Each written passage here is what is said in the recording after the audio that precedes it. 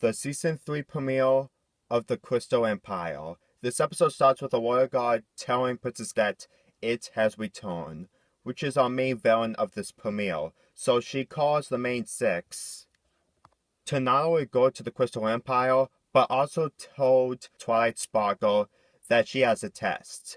A very important test. And she's so worried about it so much. It's really important to her. Anyway, Princess Celestia shows Twilight the Crystal Empire, where she never heard of or never learned or studied before. And she says that King Zuba is about to take over the Crystal Empire and turn it into a very dangerous place. And that's her test. And she also sings a song. I know I say this a lot in every single video, but I'm just pointing out that there's a song in between these scenes. Anyway, let's continue. They're here, but it got into a very dangerous storm, and they meet Shine Armor. And then they meet him. We haven't met his true form yet, but this form is just so dangerous. It's just great, especially how fearless this villain is. And when Shine Armor tried to protect the main six, his horn is completely stopped by King Zubar. Man, that's pretty bad for him. Now he can't do any magic tricks at all. Anyway, they got to the Crystal Empire for the very first time in the show. Twilight meets Princess Cadance, and she's trying her best to protect the Crystal Empire as possible. And just so you know, these two are the rulers of Crystal Empire. Yeah, I kind of like these characters, but it's kind of sad that we're going to see less and less of these characters later on in the series, since they live in the Crystal Empire, but that's just how it is, I guess. Anyway, the main six meet the other crystal ponies, and they're really depressed and weak, because they don't have magic with them, because the heart isn't here in the Crystal Empire. In case if you don't know, the Crystal Heart completely protects the entire Crystal Empire, and without it, the Crystal Empire will either have A, winter, or B, completely disaster situations.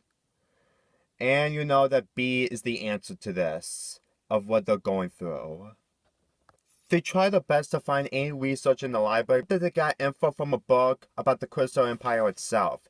And the only way to keep everyone harmless is to cheer everyone up by doing activities, so they won't be worried about King Zubar. Yeah, that's basically the ideal. Then again, I can deal with it since this is a kid show, and kid show isn't always to be taken seriously. So most of this episode contains of another song and the other poets trying to cheer everyone up, and Princess Twilight completely made this, which is a very fake crystal heart, so she has Applejack to protect it so no one can see it. Very difficult, but very risky. Jeez, these crystal poets are so depressed and doesn't remember anything. Even for the very first episodes we see of these crystal ponies, I'm kind of depressed for them. So much. Anyway, this episode ends with King Zubar closely to take over the Crystal Empire. Now let's get into the second part. Princess Cadance made a force field around the Crystal Empire to protect it from King Zubar. So everyone is fine for a matter of time. And Princess Cadance asks Twilight to find where the Crystal Heart is. So Twilight and Spike need to find it. They find a secret hideout where the Crystal Heart is, so they go down there, and then when they get to the bottom, and then for some reason it leads to a scene where Twilight completely failed Princess Celestia's test. However, it was actually all a nightmare thanks to King Simba's dark magic. Same thing to Spike too. But they snap out of it and they manage to get to the Crystal Heart. However, Twilight is completely trapped because of King Simba, and now it's up to Spike to save the day. And this is where the Crystal Ponies call Spike the Brave and Glorious. I know it's kind of early to talk about this, especially that this is supposed to be happening in the Equestria games, but still. Probably one of the best moments that Spike has ever done. I know that there's other episodes that are better than this, but saving the Crystal Empire, especially twice, is just very impressive. To me, this is more better than the second time he saved the Empire in the Crystal games. It's just very great. Even with Princess Cadence helping him, I still say that he still saved the Empire. Anyway, they managed to get the Crystal Heart in place, which means Kane's symbol is completely gone, and everyone lives happily ever after with great Crystal Pony designs. Seriously, those are just so gorgeous to look at. Twilight's disappointed because even though that the Crystal Empire is completely saved, she didn't save the Empire since she gave the Crystal Heart to Spike.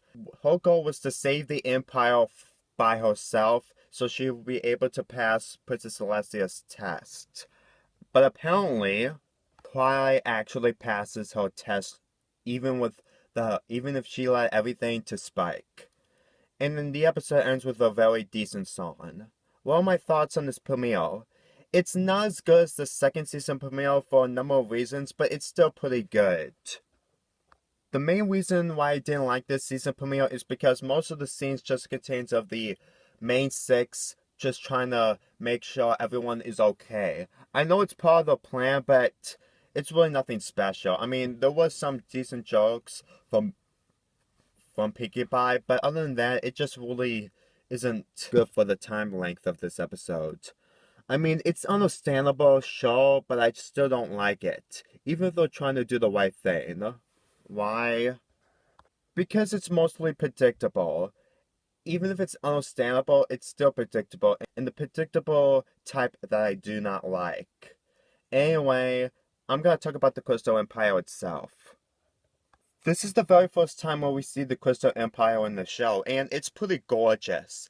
And the ponies there are completely different than the ponies in Canterlot and Ponyville, because unlike the other characters in the other areas, this is more serious because it always has to be like daytime or anything, because the Crystal Empire never has any winter, because winter is kind of a problem with the Crystal Ponies. If you haven't seen the Crystalline review in My Little Pony Month, you pretty much understand that winter isn't a good thing for Crystal Ponies, especially that the Crystal Heart was destroyed in that episode. Other than that, the Crystal Empire was pretty good, and I really enjoy everything in this area. King Simba is completely menacing and great at the same time. Even though this is the only appearance that he ever appeared in the show, he still looked menacing and very dangerous to look at, especially what he's going to do next in order to take over the Crystal Empire. The only thing I don't like is that this is the only appearance we ever see from him. I mean, I know he died, kind of, but I still miss him, even if he's really a villain. Anyway, let's get into the songs. The farewell song from Spike and Twilight is pretty decent. Especially that Twilight really wants to impress Princess Celestia a lot, and she doesn't want to fail. However, the Crystal Empire, she never studied about that location. She completely never been into a very serious test like this before, and I can really understand everything of this song. It's a very great tune to listen to.